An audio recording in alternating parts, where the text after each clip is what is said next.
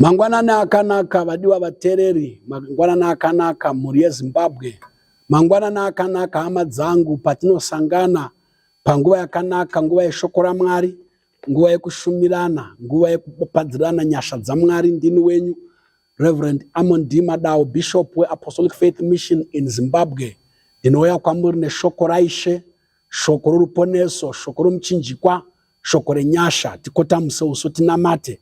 Tisati tapinda mushoko redu Baba, panguva ino tinokumbira kutaura kwenyu kunzwikwe, navatereri inzwi renyu rinzwikwe, voice renyu Baba risvike pamoyo, pamweya napandangariro. Mudzidzise, muparidze, mushumire muri imi. Batai miromo yangu, mubate nzeve dzavatereri vanzwe imi Baba.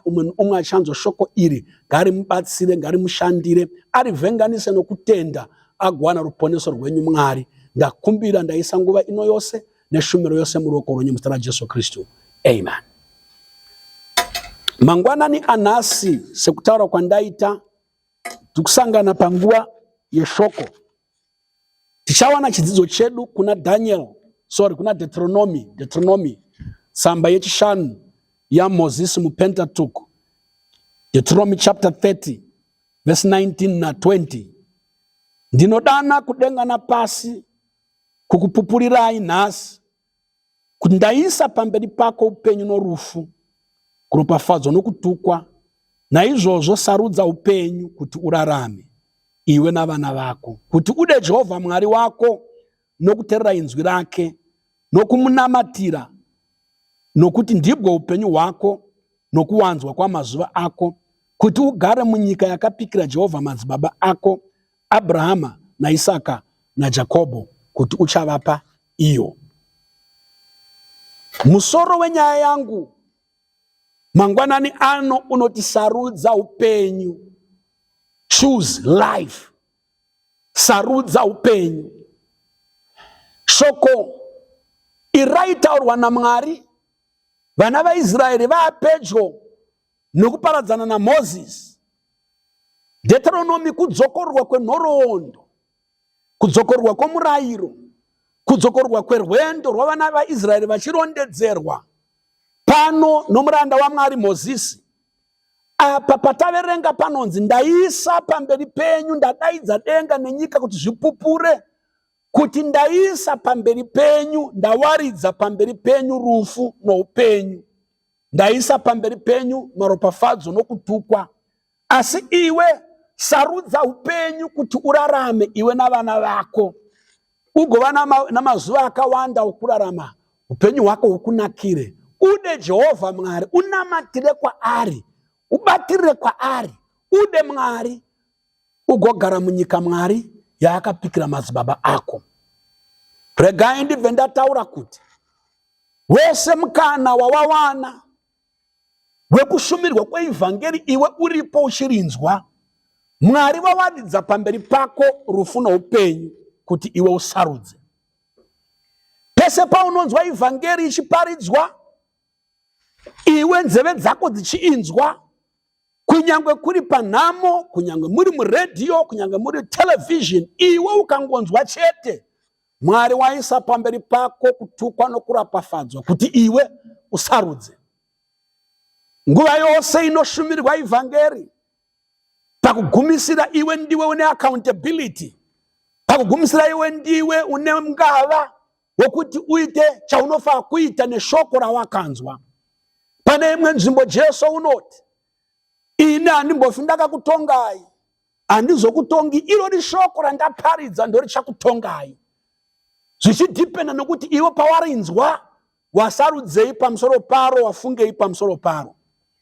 Chekutanga chandoda ndisvitse kuvana vavanhu, hama dzangu, vadikani vangu, ndechekuti munhu wese ari pasi penyika panapa, masikirwo atakaitwa naMwari, musiyano wedu nemhuka ndokuti takapiwa simba rokusarudza. Unogona kusarudza kutendeuka kana kuramba kutendeuka. Unogona kusarudza kugamuchira Jesu kana kuramba kugamuchira Jesu. Upenyu hwako huri kurarama nhasi iresult yesarudzo dzawakaita pauri ipapo, uri pauri ipapo nekuda kwesarudzo dzawakaita nezuro. kwauchaenda pamberi neupenyu unoendeswa nesarudzo dzaunoita, machoices aunoita mukati meupenyu hwako nhasi. Ramangwana rako rinodeterminwa nemachoice aunoita nhasi. Destiny yako inodeterminwa nemachoices aunoita nhasi. Rega nditaure nchiti kunamata Mwari is a choice, nekusanamata Mwari ichoice. Hakuna munhu akatemerwa kuti ava ndeve kunamata Mwari, ava ndeve kunamata Satani, ava ndeve denga, ava ndeve gehena. Kunamata Mwari ichoice, isarudzo. Nekuramba kunamata Mwari isarudzo yawakaita. Hapana Satani akakubata, wakasarudza. Kuteerera Mwari isarudzo, nekusateerera Mwari isarudzo. Kuenda kuchechi isarudzo, nekusaenda kuchechi isarudzo. Kumuka usiku uchinamata wasarudza, kumuka usinganamati isarudzo. Vana baba nana mai, regai ndibve ndataura kuti kwatiri tose nevana vadoko kuti sarudzo yega yega ine results ayo. Sarudzo yega yega yaunoita ine consequences ayo. Regai ndiende nemi kuchikoro. Vamwe vana vakasarudza kuverenga mabhuku, vamwe vakasarudza kutamba. Vamwe vana vakasarudza kuverenga, vamwe vakasarudza zvokutevera nevakomana nekutevera nevasikana. Vamwe vachisarudza kuteerera maticha, vamwe vasarudza kuva ndururwane. Results ekutamba kuchikoro, kufoira, results ekutevedzana nevakomana nevasikana, kuwana pamuviri kana kuisa mwana womunhu pamuviri. Results oundururwane, kupedzera upenyu hwako rava rombe. Chii chandiri kutaura ndiri kuti umwe noumwe une simba rekusarudza. Zvanzi naJehovha Mwari, ndaisa pamberi pako upenyu norufu. Iwe ita sarudzo yakangwara, usasarudza rufu, sarudza upenyu. Ndaisa pamberi pako kutukwa nokuropafadzwa. Iwe sarudza kuropafadzwa, urege kusarudza kutukwa. Results okustada, madegree, results okustada, kubudira muupenyu, results okutevera maticha, kuva nedestiny yakanaka. Isu tiriko kuchikoro takavaona vaizvita njonda, vachitsvaka mbiri yevasikana, tsvaka mbiri yekurova, mbiri yekushungurudza vamwe vana, mbiri yekusvitsa maticha, mbiri yokushora maticha, mbiri yekuita bongozozo. Nhasi marombe navadzungairi mukati menyika, vamwe vachiverenga. Results echoice yako ndo akusvitsa pauri ipapo. Ukaverenga shoko raMwari kuna Mateo chapter 7, tiverenge verse 13 na 14. Jesu achitaura unoti iye, pindai nesuo rakamanikana, nokuti suo rakafara, nzira yakapamhama inoenda kuparadzwa, vanopinda naro vazhinji. Nekuti suo rakamanikana nenzira inhete inoenda kuupenyu, vanoiwana vashoma. Jesu achitaura nyaya imwe chete iyoyi yesarudzo. Unoimisikidza nomutoo wenzira yakamanikana nenzira yakapamhama. Unoti nzira yakapamhama, nzira hombe ine vazhinji, suo rakamanikana, suo rakafara, suo rakapamhama. Suo hombe rina vazhinji vanopinda mariri, rina vazhinji vanorisarudza. Asi suo doko, suo rakamanikana, vashoma vanoriwana nevanopinda mariri. Vana baba nana mai, rega kutevera vazhinji mukutadza. Unodaro Moses kuna Exodus chapter 20, usatevera mhomho mukutadza. Just because vazhinji vanomwa wawa, hazviite kuti wawa unzi wakanaka. Just because vazhinji vanoita masmall house, iwe usasarudza izvozvo nekuda kuti zvinoitwa navazhinji. Just because vamwe vanoswera kumabrai, vachiswera kumadhindindi, iwewe usati ndasaririra. Sarudza sarudzo yako wega, sarudza sarudzo yakanaka. Hanzi naJesu, nzira yakapamhama, the broad way, inoteverwa navazhinji, the narrow way inoteverwa navashoma. Sarudza nzira yenarrow way, sarudza nzira iyi diki diki, isina kunyanya kufara, ino upenyu usingaperi, ino ruponeso rwako. Vana baba nana mai, nzira yepleasure inokuparara, nzira yechivi inokuparara. Vashoma vanosarudza ruponeso, vashoma vanosarudza kunamata Mwari. Kunamata Mwari sarudzo yako, kushandira Mwari sarudzo yako. Sarudza kunamata Mwari, sarudza kushumira Mwari, sarudza kushandira Mwari. Uri mwana mudiki, uri jaya, uri mandara, uchatema dzinorira dzinodziya. Namata Mwari, shumira Mwari, make a choice. Ichadetermina pauchopedzisira chauchaspendera eternity yako. Proverbs chapter number 16. Solomon unotaura zvakare pamusoro penzira dzinosarudzwa navana vavanhu. Verse 25 ya Proverbs chapter 16 inoti iyo munhu unovona nzira achiti yakarurama, asi kuguma kwayo inzira yorufu.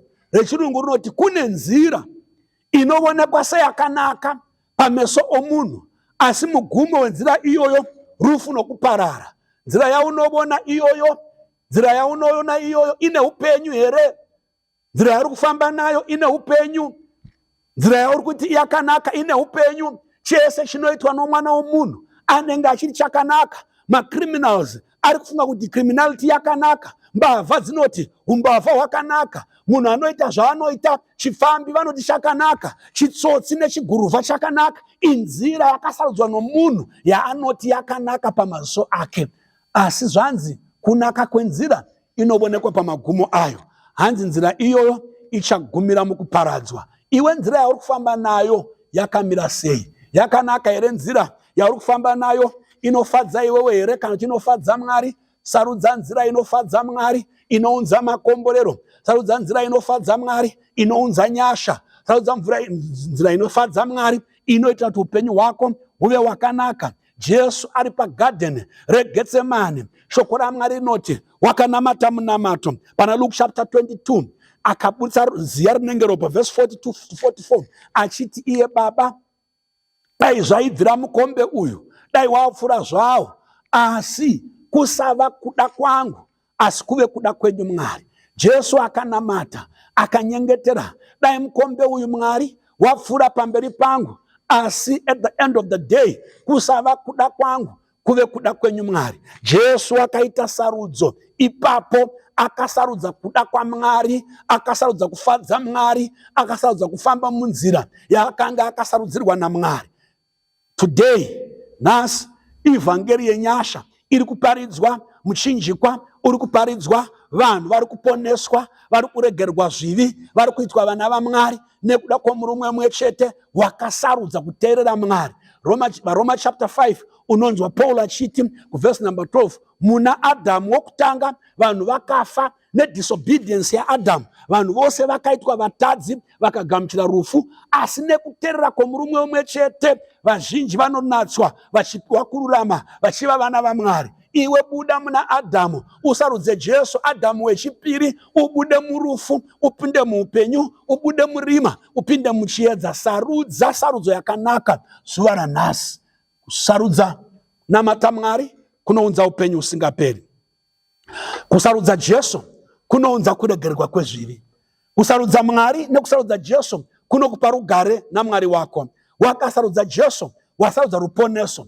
Wakasarudza Jesu wasarudza kuyanana naMwari. Wakasarudza Jesu wasarudza upenyu usingaperi. John 3 verse 16 na 17 inoti Mwari wakada nyika, nokudaro wakaipa mwanakomana wake Jesu wakaberekwa ari oga, kuti ani nani unotenda kuna Jesu unova noupenyu usingaperi. Haaparari, haarashwi. Verse 17 yoti Mwari haana kutuma mwanakomana wake kuzotonga nyika, kuzokondema nyika, kuzorasa nyika, asi kuti nyika iponeswe nokuda kwa Jesu. Sarudza Jesu, sarudza upenyu. John 5 verse 24 inoti ani nani unonzwa mashoko angu aya akatenda kune wakandituma, wabuda murufu wapinda muupenyu, haachauyi mukutongwa, wauya muupenyu. Vana baba nana mai, choose life. Sarudza Jesu, sarudza kuropafadzwa, sarudza nyasha, usasarudza kutukwa, usasarudza kuparara. Ndichitaura kudai, iwe unoziva vamwe makakurira kuchechi, sarudza kudzokera kuchechi kwawakatiza,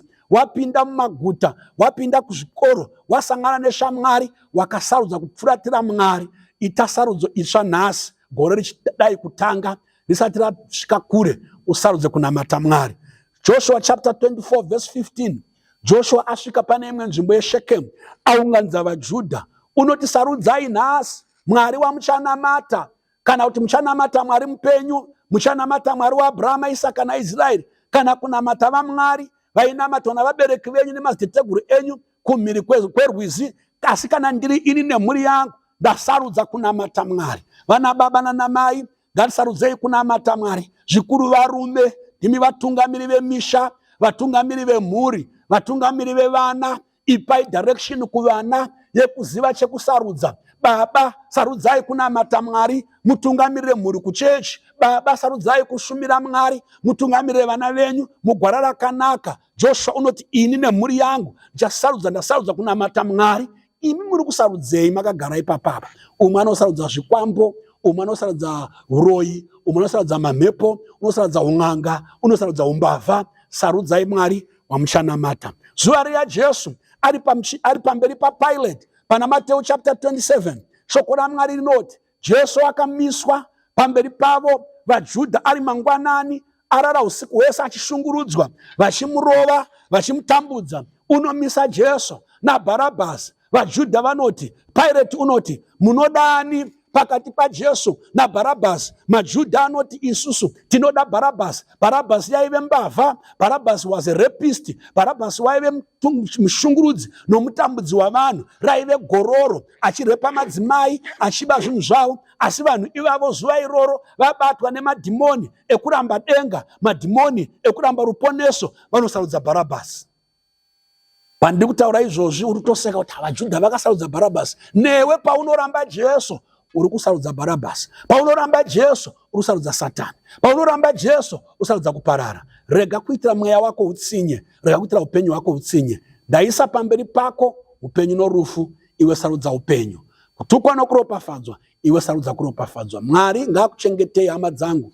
Mwari ngaakuitirei nyasha. Mwari ngaapenyese chiso chake kwamuri, azivise Jesu kwamuri. Sarudza kunamata Mwari, sarudza kutendeuka, sarudza kudzoka kuna Mwari wako. Mwari akuitire zvakanaka. Rega ndinamate. Baba, muzita raJesu ndinokutendai nemukana iwoyu wokuparidza Jesu, mukana iwoyu wokuparidza upenyu. Ndanamatira hama dzangu vanzwa shoko iri. Vabatsirei Mwari kusarudza imi Jesu. Vabatsirei Baba kusarudza upenyu. Vabatsirei vanhu venyu kusarudza kutendeuka. Ndinonamatira vana baba nana mai, vakomana vasikana, vateereri vose vanzwa shoko iri. Vapei nyasha dzekusarudza kuponeswa, nyasha dzekusarudza kunamata. Komborerai umwe noumwe wanzwa shoko. Batai mweya wake, batai moyo wake, batai upenyu wake. Mushanyirei kunyange muhope.